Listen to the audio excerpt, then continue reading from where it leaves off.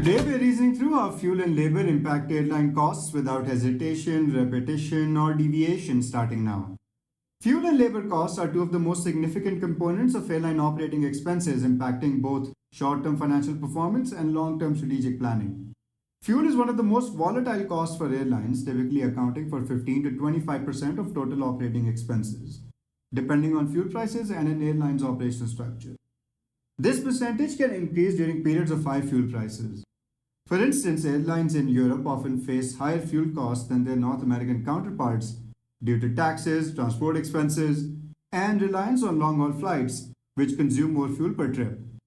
In some cases, costs can represent more than 40% of total operating expenses, driven by both federal and state taxes.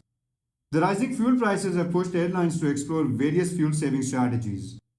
Technological advancements have allowed airlines to adopt more fuel-efficient aircraft and engine designs such as the Boeing 787 and the Airbus A350, which are known for superior fuel economy. In addition, modern aircraft technologies such as aerodynamic improvements and the use of composite materials in airframes has significantly reduced fuel consumption over recent decades, cutting it over by 50% since the 1970s.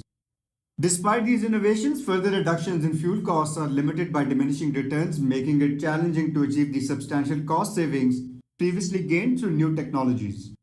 Labor is another major factor in operating expenses, accounting for approximately 20 to 30% of total costs.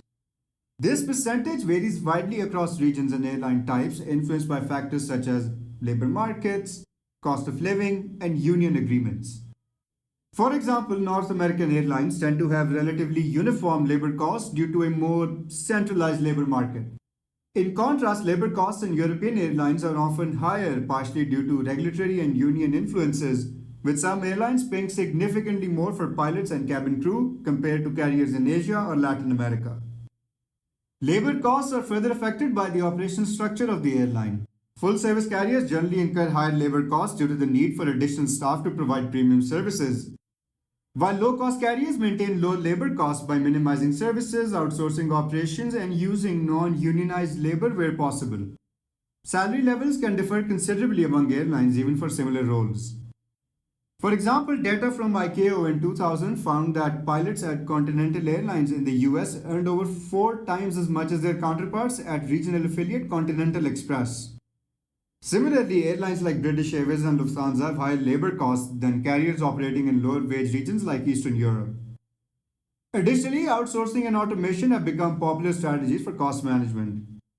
Many airlines have outsourced activities like call center support, IT operations, and maintenance to regions with lower labor costs such as Asia.